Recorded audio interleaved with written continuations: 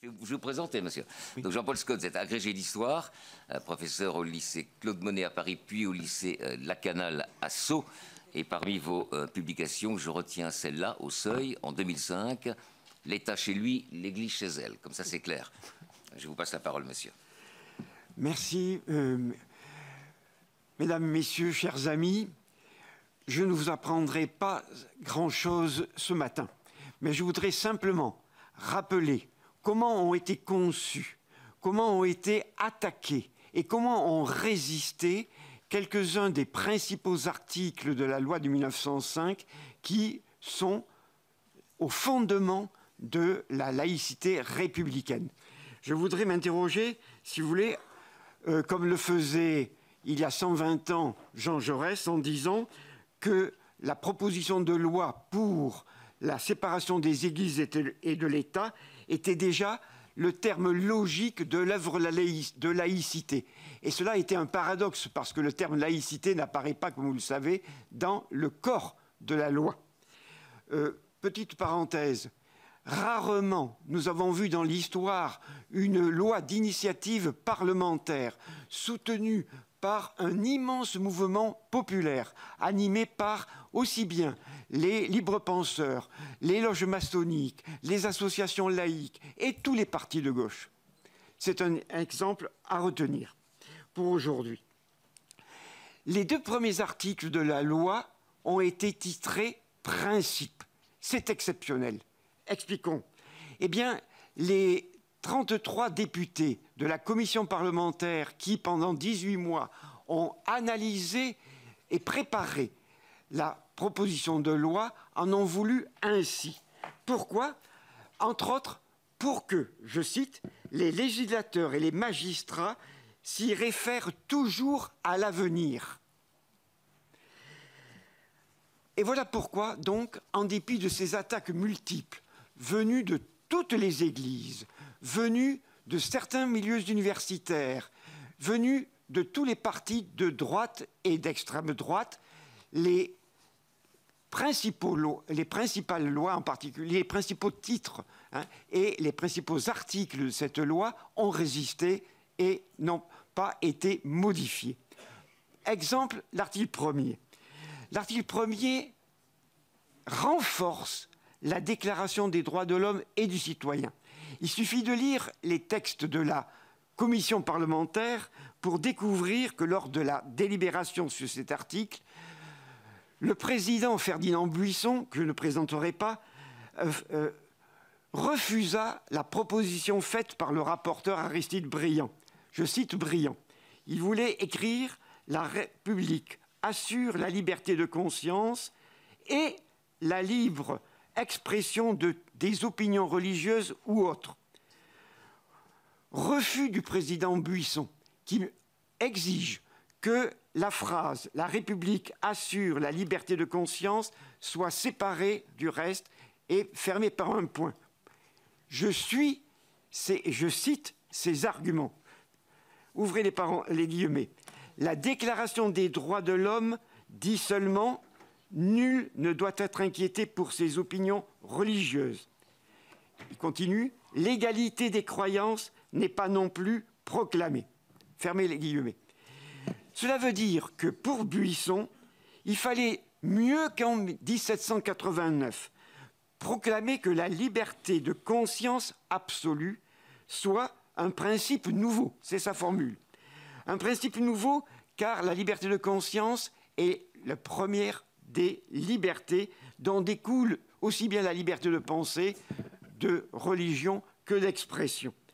Et il fallait encore que soit perçu, disons, et proclamer l'égalité entre croyants et incroyants. De plus, la liberté de religion, ne concernant que le choix personnel en son fort intérieur de toute personne, la République n'a pas à assurer la liberté de religion. Elle n'a seulement qu'à garantir l'exercice, le libre exercice du culte.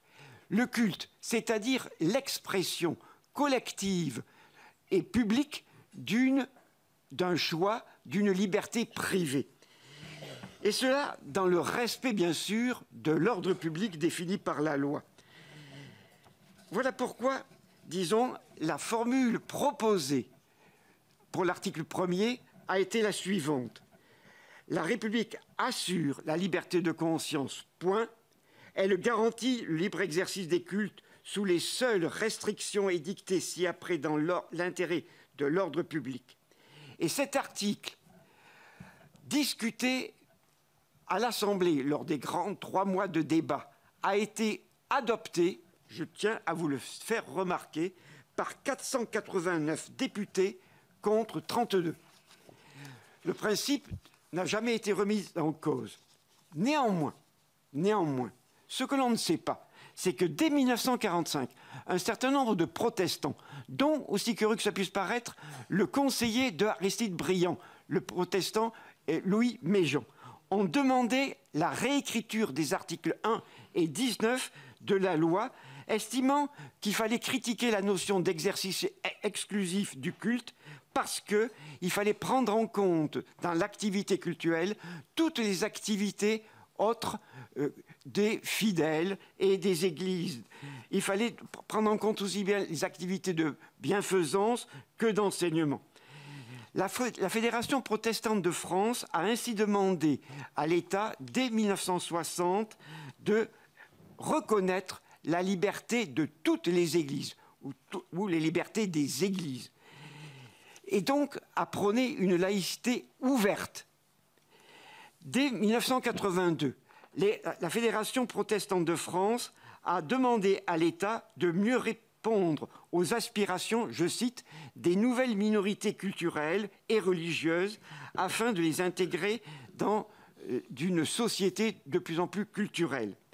Ce que l'on ne sait pas, c'est qu'en 1989, la Fédération protestante de France a publié avec la Ligue de l'enseignement un manifeste commun portant le titre « Vers un nouveau pacte laïque » qui affirme le droit des différences et demande même, esquisse même, je cite, une nouvelle théorie de la laïcité.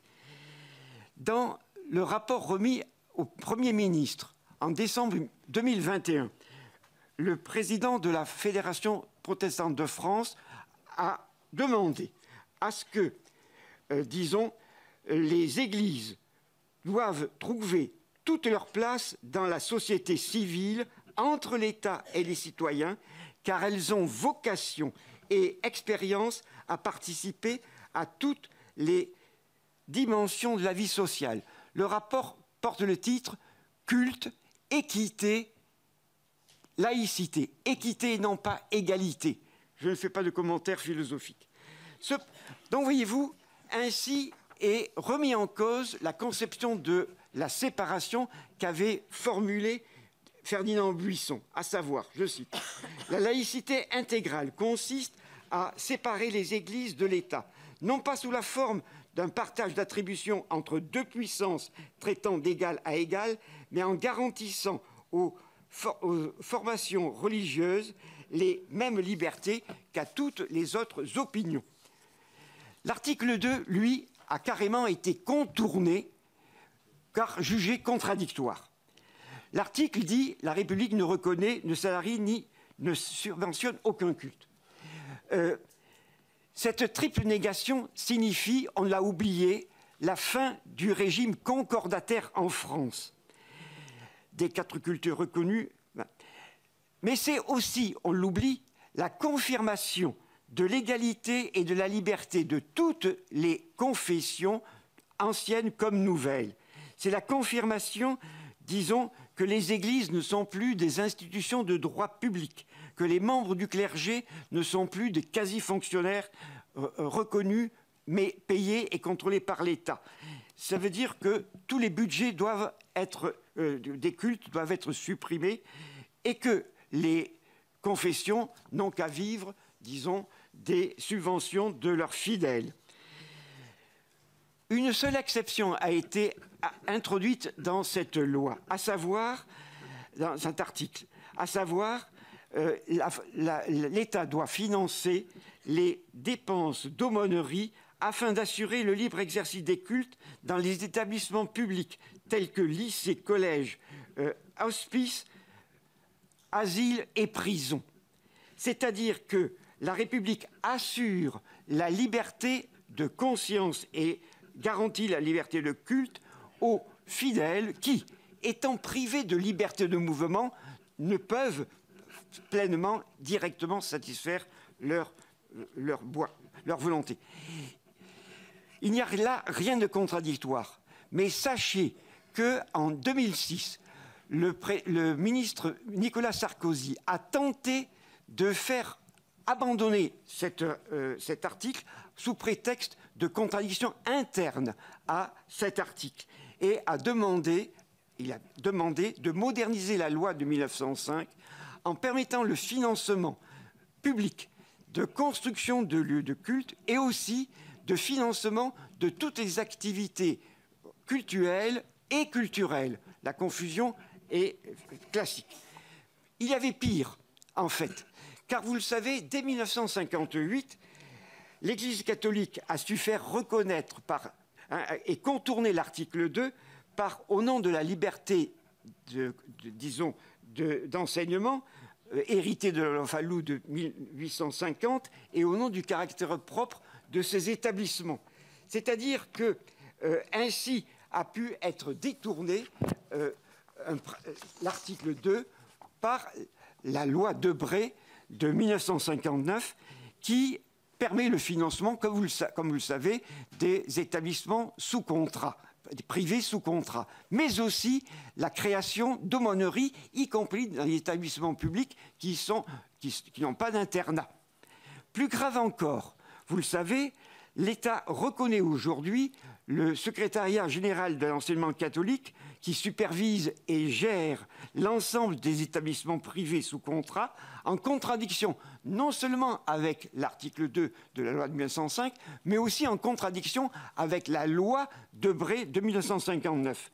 Donc, voyez-vous, si aujourd'hui l'État reconnaît, disons, la pleine mission de service public de l'enseignement privé, alors que celui-ci ne respecte ni la charte de la laïcité, ni la laïcité et la mixité sociale, cela, disons, est fort grave. Il est vrai.